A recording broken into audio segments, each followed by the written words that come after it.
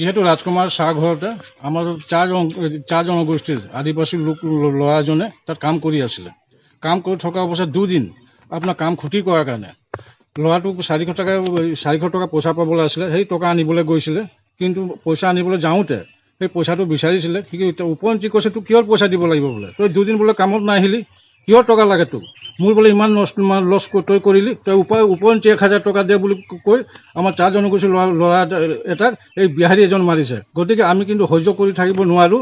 অকল যে সেই ল'ৰাটোকেই বুলি নহয়, আমাৰ তেনেকুৱা আদিবাসী চাহ জনগোষ্ঠীৰ ল'ৰাক বহুতজনৰ মানে অন্যায় কৰি গৈছেহি। কোনোবাই কাম খুটীয়া কৰি দিয়াৰ লগে লগে 1000 2000 পইচা কাটি লয়। এইটো বেয়া হৈছে। গতিকে আমি কিন্তু সহ্য কৰিব নোৱাৰোঁ, বহুত হৈ গ'ল তাৰ কিন্তু। আৰু যদিবা আইনে ইয়াত যদি মানে ভালকৈ বিধ ব্যৱস্থা নলয়, কিন্তু আমি কিন্তু মানে আইনে হাতত মানে তুলিবলৈ বাধ্য হ'ম। কিন্তু বহুত হৈ গ'ল তাৰ এই বিহাৰীটো। যদি আমাৰ খিলঞ্জীয়া অসমীয়াক যদি তেনেকুৱা কৰি আমি সহ্য কৰিব কেতিয়াও নোৱাৰোঁ। কিন্তু এইটো গৰীব ল'ৰা, ইয়াৰ ঘৰটোত আছে নেকি চাওকচোন। আমাক লাজহে লাগিছে ঘৰটো চাবৰ কাৰণে। আজি পেটৰ কাৰণে কাম গৈছে, আজি বেমাৰ আজাৰ কাৰণ নাথাকে। বেমাৰ আজাৰ হোৱাৰ কাৰণে বা দুদিন নগ'লে তাত যি পাবলগীয়া পাই পইচা 400 টকা সেইটোৱে আনিব গৈছিলে। উপৰঞ্চি কৈছে বোলে তোক 400 টকা কিহৰ লাগে, তই কাম খুটীয়া কৰিছ, তোৰ জেগাত মই বেলেগ মানুহ আনিছোঁ, তাহাঁতক 1000 দিবলৈ তই 1000 টকা দে। সেই বুলি তেনেকুৱা কৈ পেলাই তাক একশ্যন মাৰিলে। সেই ল'ৰাটো পলাই আহিব লৈছিলে, কিন্তু ৰাস্তাতে মানে আগুচি ধৰি তাক চাইকেলটো লৈ ল'লে। তাৰ মাকে বজাৰ কৰিবলৈ টকা দিছিলে 1200 টকা, এই 1200 টকা কাঢ়ি ল'লে। এইটো কিবা আইনত পৰিছে নেকি? কিন্তু এইটো বেয়া হৈছে। কিন্তু আমি কিন্তু সহ্য কৰিব নোৱাৰোঁ। কিন্তু এইটো ইতিমধ্যে আৰক্ষীক এজাহাৰ দিয়া হৈছিলে। 24 তাৰিখে এজাহাৰ দিয়া হৈছিলে, কিন্তু আৰক্ষী বিষয়ে কিন্তু কোনো কাণশাল দিয়া নাই কেছটো লৈ পেলাই।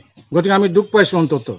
আমাৰ চাহ জনগোষ্ঠীক মানে কি আমি গৰীব যে, আমাৰ কাৰণে পুলিচ প্ৰশাসন নাই নেকি? আজি তাৰ যে মানে কোটি টকা মানুহ তাক ছাপোৰ্ট কৰি আছে বুলি ক'ব লাগিব এইটো ক্ষেত্ৰতে। নহ'লে বেলেগ ক্ষেত্ৰত পুলিচ ঘপককৈ আহি পেলাই উঠাই লৈ যায়। আজি 3 দিন হ'বলৈ হৈ গ'ল, কিন্তু কোনো পুলিচ নাই। চাহ ঘৰত কাম কৰিছিলোঁ, এদিন ক্ষতি কৰিলে 500 টকা কাটি দিয়ে।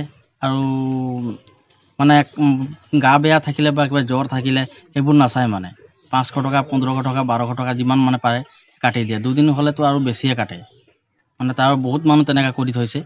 তেতিয়া তাৰপিছত আৰু আমাৰ কাম যাবলৈ ইচ্ছা নকৰে। তাত কেনেকৈ কৰিবি, ইমান এদিনত যদি 500 টকা 1000 টকা কাটি দিয়ে, তেনেকৈ কেনেকৈ কাম কৰিবি তাত। সেইকাৰণে কাম কৰিব নোৱাৰোঁ তাত কৰিবলৈ। তাৰপিছত আমি এৰি দিলোঁ তেনেকৈ। মানে যিটো পাবলগীয়া পইচা সেইটোও নিদিয়ে, যিটো পাবলগীয়া পইচা সেইটোও নিদিয়ে বোলে।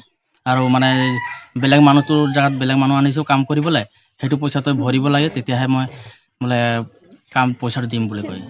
কিমান দিনৰ পৰা এনেকুৱা কৰি থাকে? এতিয়া হ'ল বহুত দিনৰ পৰা, এতিয়া 3-4 বছৰমান হৈ গ'ল। বহুত ল'ৰা তেনেকৈ কৰি থৈছে। মই ইয়াত কাম কৰি থাকোঁ, মোৰ 2 বছৰমান হ'ব। ইয়াতে একদিন কাম কৰিলে মই 500 টকা পইচা কাটি দিয়ে। যেতিয়া গা চাত বেয়া থাকিলেও 500 টকা কাটি দিয়ে। মই এনেকৈ মই 3000 মান পইচা হৈ গ'ল কাটা। সেইটো হয়তো ময়ো কাম যোৱা নাই। তেনেকৈ পইচা কাটি দিয়ে? তেনেকৈ যিমান লেবাৰ আছে ইয়াত ইমান মানে কাটি থাকে। লেবাৰ আহিলে আৰু অকণমান ফুটানি বাঢ়ি যায়, নতুন মানুহ আহি যায়। আমাৰ পুৰণা মানুহকেইটাক এনেকৈ 500 কাটি থাকে। কি কাৰণে 500 কাটে? 500 কাটে মানে ঘৰে থাকলে 500 টাকা ডাইরেক্ট কাট দিয়ে। একদিন जो মানুহ লাগি কোনো রোবটও নহি, মানুহ লাগি তো আমরা ঘরে একদিন বেমারে গিরল আহি, আমি 1 সপ্তাহ বেমারি কমে ঘুমল আহি, গোটে সপ্তাহ না গেলি একদিন কাম গেলি, বাকি पैसा গেলে আনতে গেলি, डायरेक्ट बोला तोर पैसा काट दिली, हमार इतना टाका खर्चा हलो। हम ती एक दिन काम ना जाए हमार डायरेक्ट 3000 टाका खर्चा है। तो हम बोलছি बाबूदा हम 3000 কি খরচা হয়, তুই তো মানুষ লেগিয়ে উঠুটে, তো আমার পয়সা বাকি গেলে দে। তো বলছে না তুই কি করবা কইলে আমি ডাইরেক্ট পয়সা নাই দিব।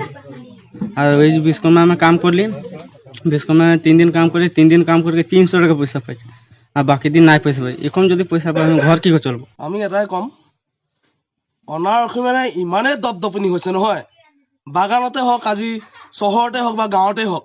কিন্তু এটা কথা কম, যি বিহাৰী সম্প্ৰদায় চাহুৰ নামৰ যিজন ব্যক্তিয়ে আমাৰ যিজন খিলঞ্জীয়া অসমীয়াৰ ওপৰত অত্যাচাৰ কৰিছে, মাৰধৰ কৰিছে, তাক আমি গৰিহণা দিছোঁ। আৰু আমি 48 ঘণ্টা সময় বান্ধিছোঁ। 48 ঘণ্টাৰ ভিতৰত যদি সেই অনা অসমীয়াই যদি আহি পিনি ৰাইজৰ সমজুৱাকৈ যদি ক্ষমা নোখোজে, তেনে কিন্তু আমি সদৌ টাইম চেতনাই তীব্ৰ ভাষাৰে আমি আৰু আন্দোলন গঢ়ি তুলিবলৈ বাধ্য হ'ম। এনেকুৱা অনা অসমীয়াই প্ৰতিবাৰে প্ৰতি অসমীয়াক যদি এনেকৈ মাৰধৰ দপদপনি কৰিবলৈ বিচাৰে, তেনেকুৱা কিন্তু আমি সদৌ টাইম চেতনাই হাত সাৱটি বহি নাথাকোঁ। এইটো স্পষ্ট কথা। আৰু অসমৰ মুখ্যমন্ত্ৰীক আমি ইয়াৰ পৰাই সক্ৰিয় নিদিব বিচাৰিছোঁ।